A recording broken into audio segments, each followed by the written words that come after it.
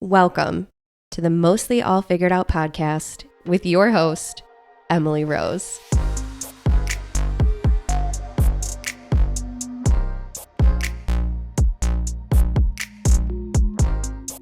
Regardless of the career field, the lifestyle, everyone is mostly figuring it all out.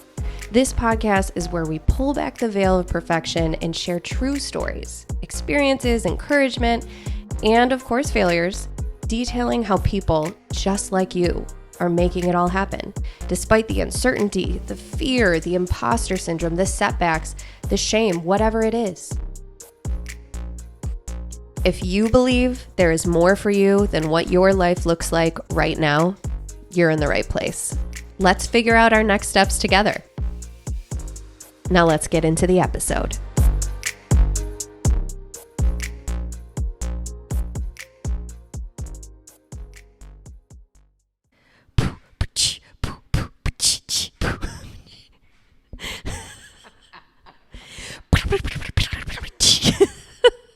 So it begins.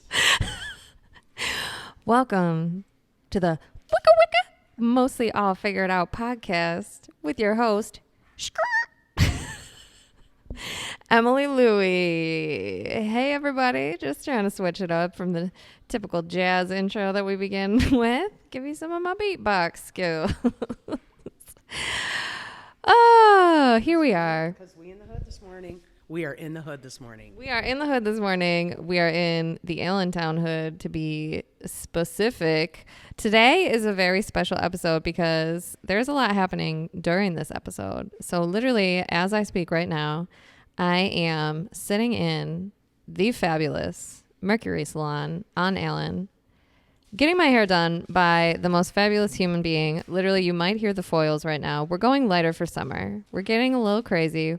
We're going with caramel. Is caramelish the color? Yes, ma'am. Yes, we are at that. Yes. Yes. Yes, we are. We're getting some caramel highlights put in. We're going lighter. We're getting funky and fun over here. So yeah, I am literally getting my hair done as we film this podcast today with this human being who came into my life. Oh gosh, when was it? Maybe 2014? Maybe? I think right after I opened the shop. Yes, I believe that's true. Which would have been what year? Sweet Jesus, it's 2014. It was 2014. Yeah, 2014. Okay. Yeah. So I came in here with my sweet Alex Hamburger, former guest on the podcast, current resident of my heart forever. And we came in here because he was your client first. Yes, that's correct. Before you even opened the salon.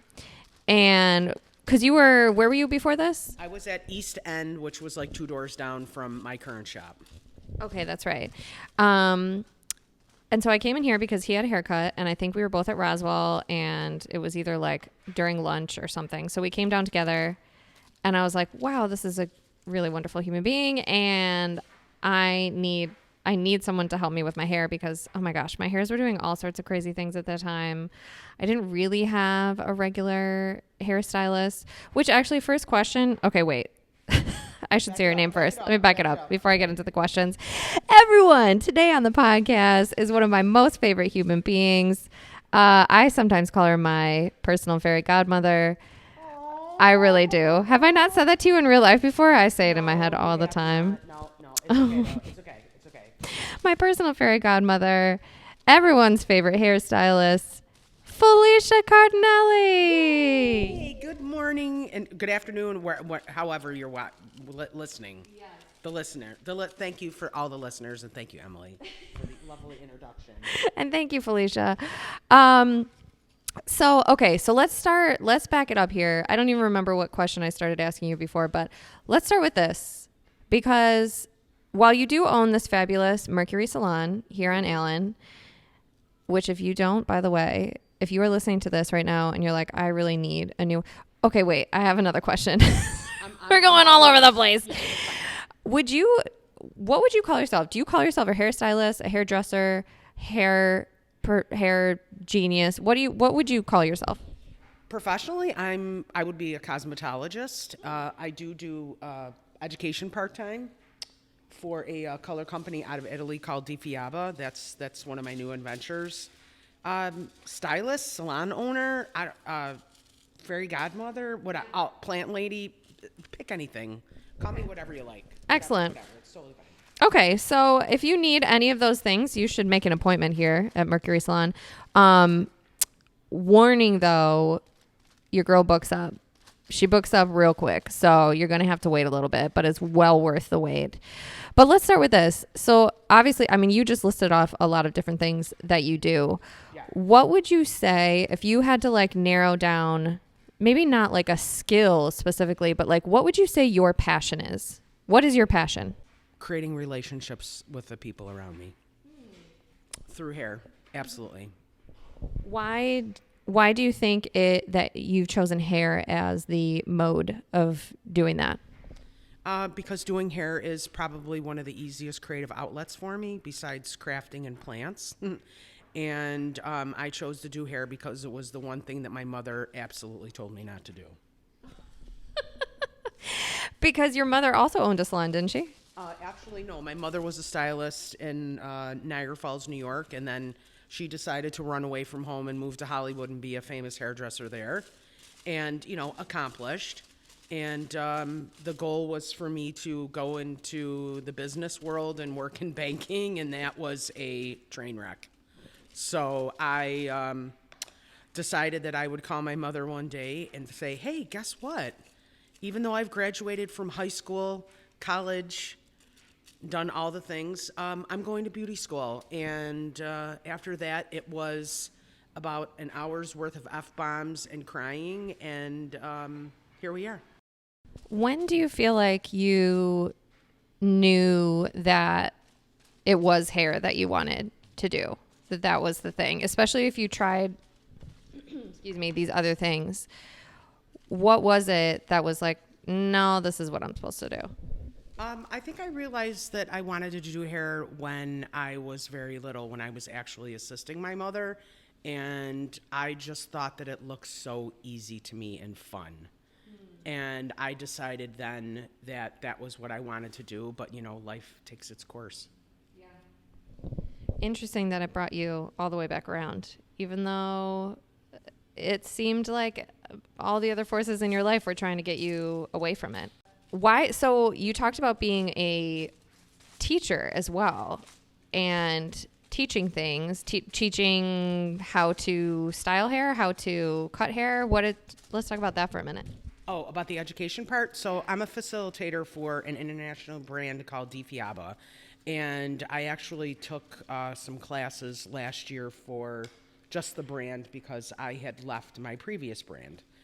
And I was like, you know what? I think it's time for me to get back into education because, the pandemic totally screwed everything up. So I do education on the side to keep myself stimulated so that I get to meet people, I get to stay in the loop, I get to learn things from other people, and sharing what I've learned is very important to me because then it helps me to remember, and it also helps to keep me going forward on an even keel. Do you think it's important that all people who work in this industry are continuously learning new skills and new ways of doing things? Or because I don't think that everyone is doing that. Like, I think we all probably know a salon or two that like they've been doing it for 1 million years and they certainly have not learned any new techniques. Yeah.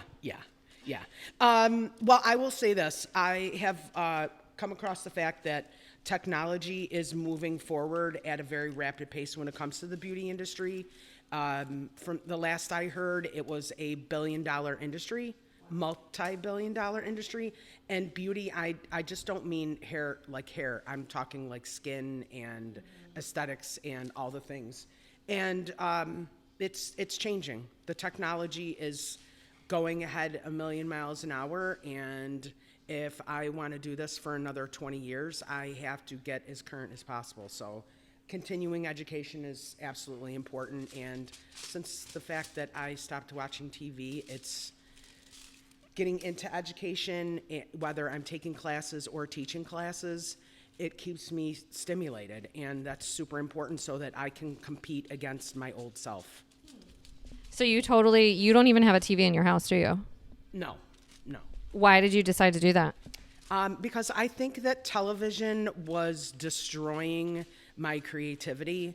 And also, I'm a very visual person, and I get overly stimulated by watching things. And I would just stay up all night watching television, searching for images that I found pleasing. Instead of creating things with my own hands, it just kind of like lulls you into a, I don't know, that whole couch potato state. And it took away a lot of things for my creativity. I lost my drive because I was watching too much television, not getting enough sleep. And you know what happens when you don't get enough sleep? Everything turns to absolute shit. Period. So you don't have TV in your house. Correct. You wanted to have more time for creativity, and you don't want to be stagnant. First of all, I think it's really cool that you were like, well, this is going now. I'm just removing this and goodbye TV. Yeah, I literally tossed it in a dumpster. See you later. Thanks for visiting. Have a nice day someplace else. So now what do you do rather than be a couch potato at home? What are you doing then? Well, I'm either reading, I'm listening to music, I'm doing crafts, I'm obsessively organizing and reorganizing things. I like to call it raccooning.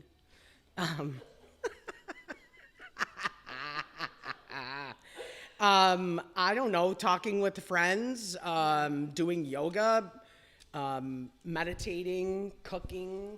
I ask because I think it has become just such a standard of living, Yeah. that I think some people just like wouldn't even know what to do with that time anymore.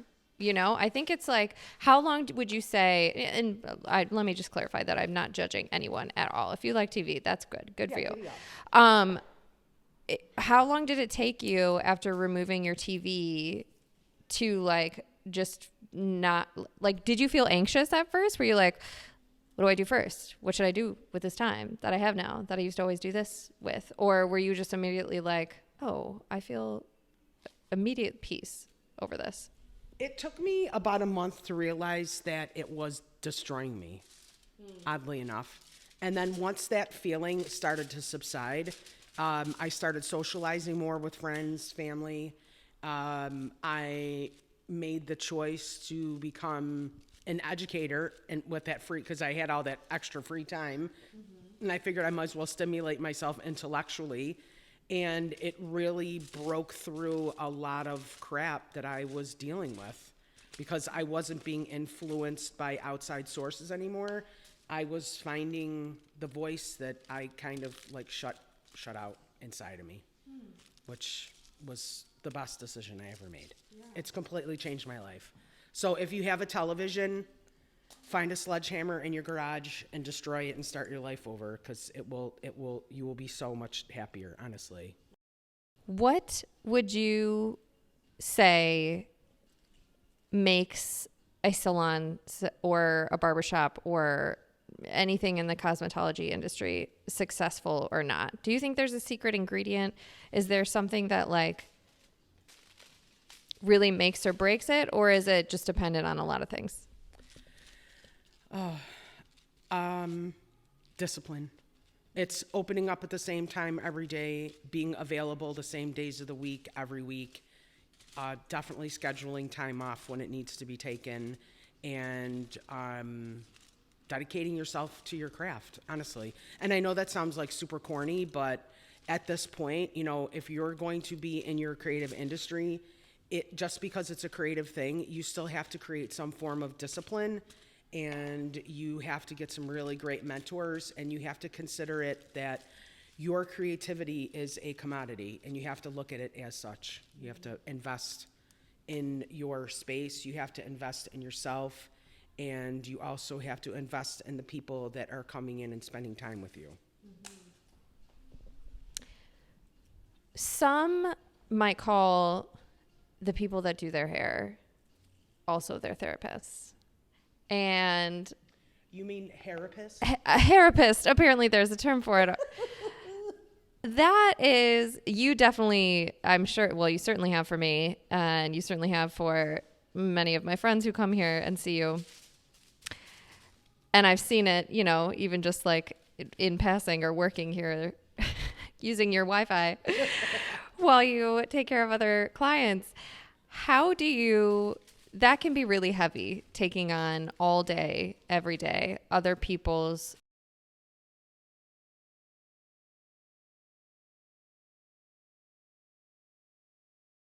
of everyone else's all day. And does it ever get to be a little bit too much? Oh, wow, that's a really great question. Well, thank God for therapy, because how can I talk to people if I'm not helping and taking care of myself first? Yeah. And I've realized that taking care of my own mental health and physical well-being is an important part of being able to communicate and take care of other people.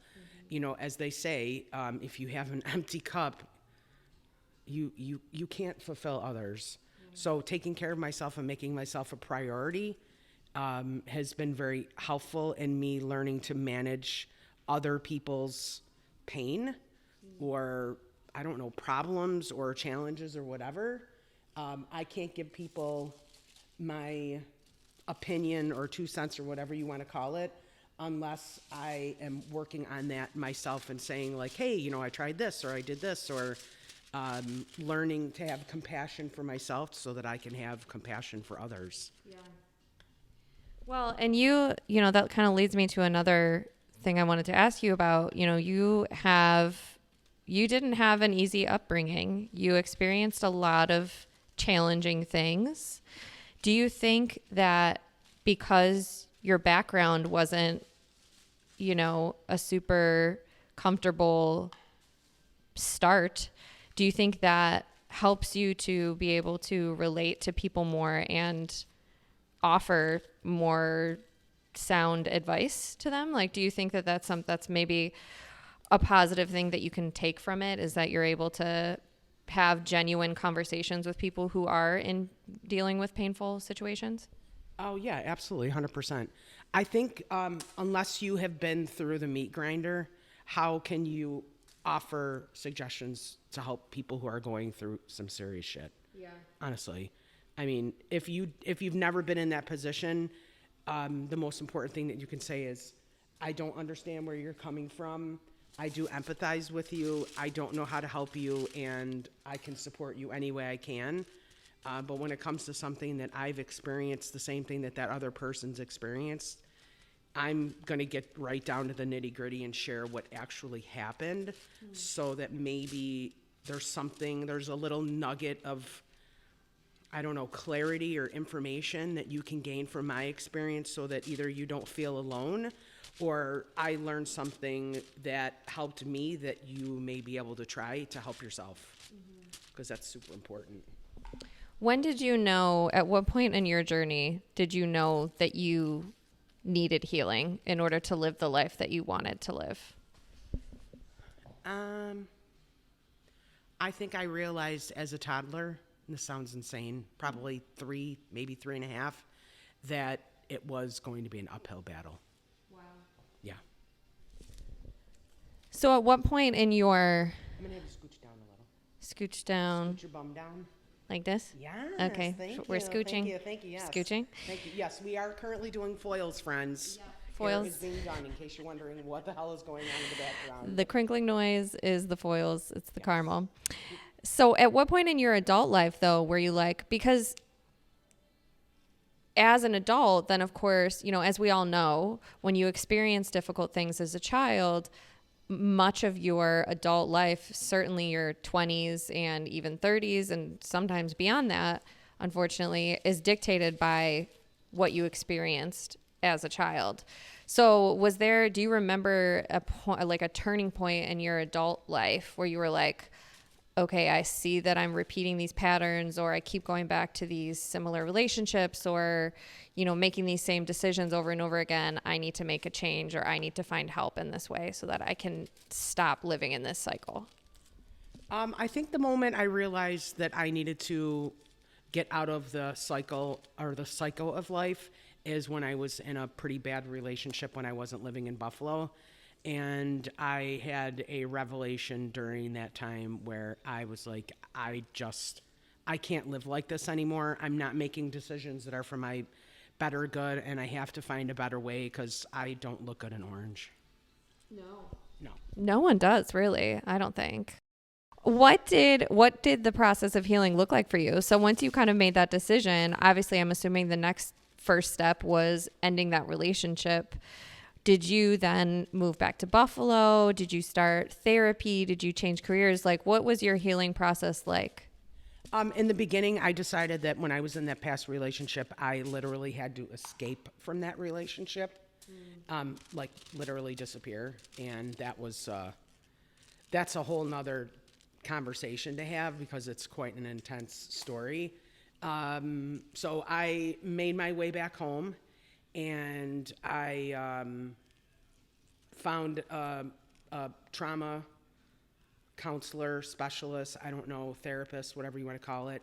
And I got to work. And that was the first thing that I did, was find help for my mental health and for my physical health. Because, once your mental health starts to take a shit, excuse me for saying, your body follows. Yeah. And there's an entire process that goes along with that. Going to doctors and seeing specialists and figuring out which direction I want to go in, and along with therapy, am I going to do exercise? Do I have to change my diet? Do I have to get rid of people that I thought that were going to help me on my journey back to wellness? Yes. Mm-hmm. Yes. There was some of the purging of, the old friends or family members when I moved back, which was very painful. But sometimes when you have to heal yourself, spending time with people that didn't honestly support you, is sometimes part of a very intense process of healing. And healing is not pretty. It's not, it's not the Instagram feed where people are like, oh, wow, everything is great and look how cute I am. Healing is hard. It can be ugly. It's, 5 steps forward and 10 steps back. It's falling on your face. It's having failures. It's thinking that you're socializing with people that are good for you and then having to start all over again. Mm-hmm. And it's been a lot. Mm-hmm. I'm not gonna lie. Well, I think you've done pretty well for yourself. Thank you. Yeah. What would you say to someone who is maybe starting on their healing journey? They know they want something different from life. They're scared of, what they have to filter through to get there, and what boundaries they have to set up. Do you have any advice to someone who's maybe beginning on that journey? Do some research first. Find where the specialists are in the area that you live. Do something that starts according to the budget that you have. If you don't have health care, find volunteer organizations or people in your community that are offering free counseling or mentorship programs to help you get started. And absolutely, for sure, get sober. Because drinking and drugging, if that's something that you're into, which not a lot of people talk about, if you want to start your life over, you have to have a clear mind and a clear body, and you can't heal with having substances in your way. Do you think everyone is capable of change? Absolutely. I think that you have to have the desire, and you have to make the choice to put yourself first in front of everything else. I think the putting yourself first piece can be really hard. But when you start doing it, it feels so good to allow yourself. I think it depends on where you're coming from. For me, as the oldest child of many children, putting myself first always still feels like, am I allowed? Am I on vacation or is it, I don't. Is your gut twisting? Yeah, your Yeah, gut's twisting. Yeah, right. Let's just get real here for a second. The gut is going to twist when you start putting yourself first. Everything is going to feel foreign. Your skin's going to feel weird. You're going to feel all kinds of physical things. Putting yourself first is probably one of the most difficult things that you can do, no matter if it's with family, if it's with friends, if it's with coworkers. I don't know. Putting yourself first is very important. Being selfish is not selfish. Mm-hmm. It's the most positive thing that you can do, especially if you don't know how to take care of yourself, take care of your life. I mean, how can we communicate and have community with other people if we are not solely caring for ourselves? Yeah. What's the goal? The goal is interdependence. Interdependence on every situation of your life. Mm-hmm. Lopsidedness is toxic. Mm-hmm. And it doesn't matter if it's with your mother, your best friend, your children, your coworkers. Openness can be painful, and choosing to take care of yourself first and then developing your relationships from that is that's the goal for me. Mm-hmm. Very important. I know another piece of your healing and taking care of yourself that has always been really important to you is also what you're filling your body with, what you're eating. Yes. Let's talk about that for a little bit. So what are you doing currently? Because I know you were gluten. Are you still gluten-free? Yes. Gluten-free is not a lifestyle choice. Gluten-free is a path that I am taking because I was diagnosed with celiacs. Mm-hmm. I was very, very unwell from the life that I had lived before, and when I got diagnosed with it, I was legitimately like a month or two away from my expiration date. We're just going to use that term. Yeah. And when I was told how unwell I was, it was really shocking. It was something that a lot of people just thought was a joke because, it's fashionable to be gluten-free. Well, that is one cute-ass coat that I never want to wear is, I'm gluten-free because it's adorable or, makes me skinny or whatever. No, gluten-free is something that we really have to consider because it can, how do I want to say this? What you eat can kill you, period. Yeah. And it takes a lot of discipline to live a gluten-free lifestyle, or I should say life. And there's so many other factors that go in with that. It's a lot of work. And sometimes you feel really left out of a lot of things. And not being taken seriously about it can really make you sick.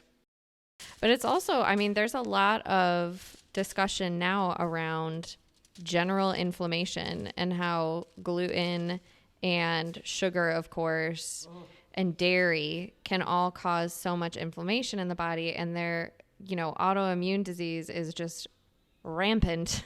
Yes. Right now, and so it's something that I've always considered, but have never jumped in fully. But I know we've talked about it. I've talked about it with a chiropractor that I saw for a little bit. I've talked about it with a rheumatologist I had, but it's interesting because the chiropractor was all about it. Yeah. But the rheumatologist, I talked to a hematologist about it once too. And he was like, it's probably a good idea, but it's up to you if you want to do that or not. So there is definitely still a difference between what you're experiencing and what, myself and maybe others that have autoimmune disease are considering when it comes to being gluten-free. But I don't think there's any harm in doing it. I think it's probably still a good decision that all of us could make. Well, absolutely. If you look at the statistics about what people are going through and diabetes and rheumatoid arthritis, psoriatic arthritis, people that have lupus, I mean, Jesus, anemia, all of it is interrelated with diet and environment. And for your rheumatologist to say like, oh, well, that, whatever. It's like, I don't know if you know this, but there's this really cool thing called human biology. And there's this really cool thing called the gut biome. And everything is interconnected in the human body. And we, feed off of the environment. And at what point in your life do you really want to say, hey, Monsanto, give me more of that shit that you got, baby? Because I just want to die with my insides rotting away. Sounds great. I mean, come on. There's so much, it's such a tragic mess that people are so addicted to the things that are available around them and they don't think twice about it. And, they're going to judge me for eating like, gluten-free pretzels. Yeah. Like, come on, please. Yeah. I mean, I can smell your insides rotting from a mile away. Like, let's get over this, shall we? Okay, last question I'm going to ask you before we switch to our speed round questions. Oh, snap. Yes. This is just a fun one. What are the trends right now? What's the hair trends? What's 2023? What should people be doing? The hair trends right now is still soft lived-in color. For me, I would like to see warmer tones. I think a lot of stylists in my old ass age group are like sick of seeing people that with hair that looks like a nice shiny polished quarter. And I think that going back to natural glow is like the most important thing, because natural glow equates to healthy, happy, warm, inviting, comfort, relaxing, like visually relaxing kind of vibes. I think that short hair is making a massive comeback, and I feel like a lot of people want to cut off their old hair and take a fresh look at themselves and feel a lot freer, and not be chained to not be like a slave to their hair, because I think a lot of people are getting back living their lives and they want to enjoy being out. They want to feel like they have a lot more time. I think simplicity is where the trend is going for me. I mean, that's what I'm looking at. I can't speak for other hairdressers. I mean, I look on social media and it's like, oh, let's do hair extensions and let's do this and let's do that. And, with economic conditions, I would rather help people make choices that are good for them, their lifestyle and their budget, and practicality. Practicality is super important, and, it goes back to the whole self-care thing. I mean, yes, we have to have self-care, but what is your budget for self-care? Mm-hmm. What are you willing to give up to take care of yourself? Yeah. It's like when I threw away my television, that was like the first step in self-care. Well, that's great. Yeah, that's a lot to think about. That is a lot to think about. That encompasses so many different things. If you split a lot of stuff apart and you take all that piece by piece, oddly enough, the way I see it in my mind is all these things are interrelated. Mm-hmm. It's so interrelated. Because I'm a creative person, I'm visually stimulated. So my visual stimulation comes from the things around me. So if I'm watching TV, what's going to happen? I'm going to be stimulated to do X, Y, and Z. When I don't have a television, the things that I see out in the world are more stimulating to me, and then I can make choices through my absolute own volition, which is super helpful, because then it's a hell of a lot less stressful.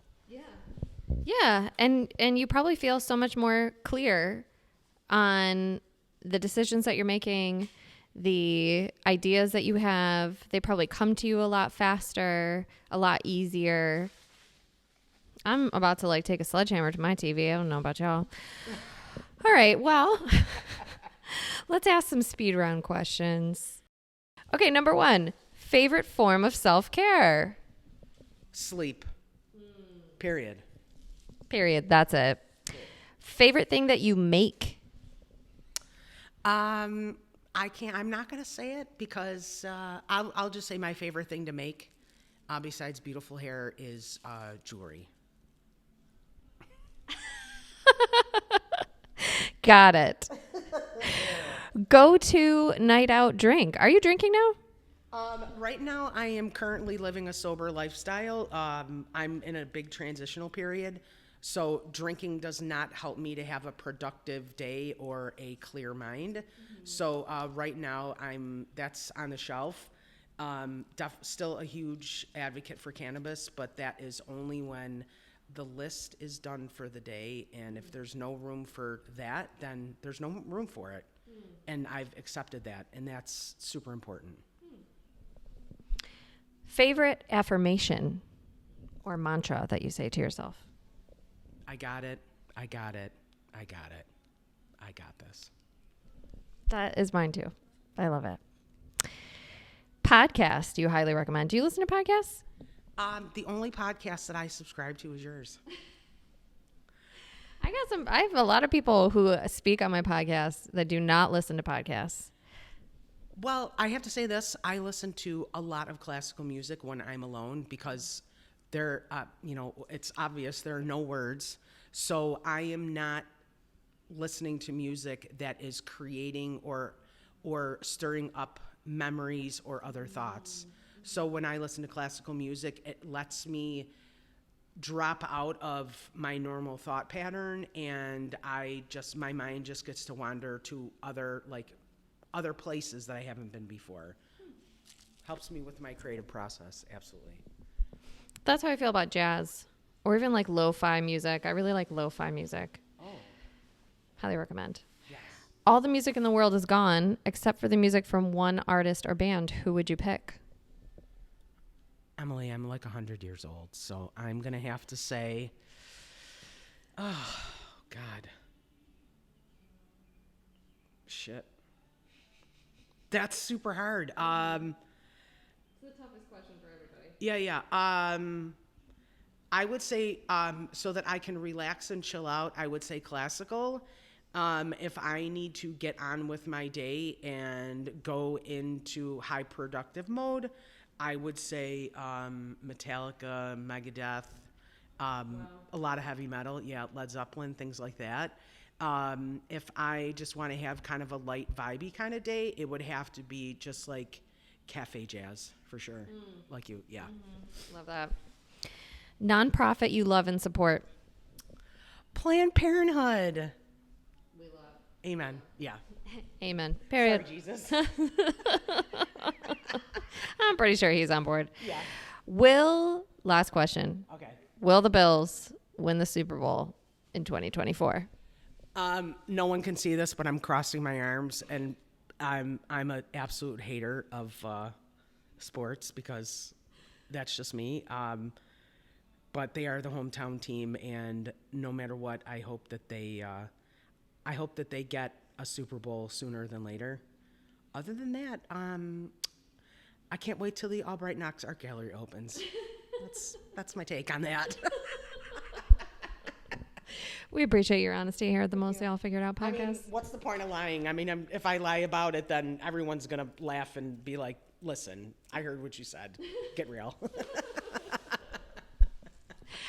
Thank you so much for being on the podcast today. Thank you for asking. I can't wait to see how my hair turns out. We will post some before and after photos at Mostly All Figured Out on Instagram. So take a look and see how outrageous I look right now, but beautiful I'm going to look after. Yes. So summery and caramely.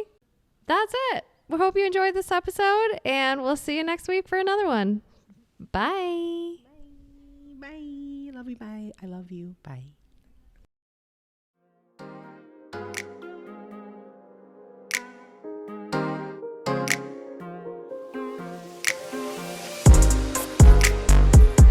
If you enjoyed this episode, there's a few things you can do to really help your girl out. Please subscribe, rate the podcast, give me a little review. All those things really do help me in a lot of ways. And this year, I'm really trying to expand my reach. I'm trying to get this podcast in front of more people who might need it. My people, our people. So let's keep growing this beautiful community of nice people who are just trying to be their best selves. So if you know someone who might like it, please send them the link, share it in your stories, tag us, which is another thing you can do. Actually, if you're not already, please follow us on Instagram at mostlyallfiguredout. I've actually been very good about posting new episodes every Friday, so you can see who is up. You can get some little previews, sneak previews with some sound bites that we post throughout the week. And it really helps, again, in expanding our reach a little bit and getting us out there in front of more people. So thank you for doing that. Thanks for listening. Thanks for supporting. Love ya.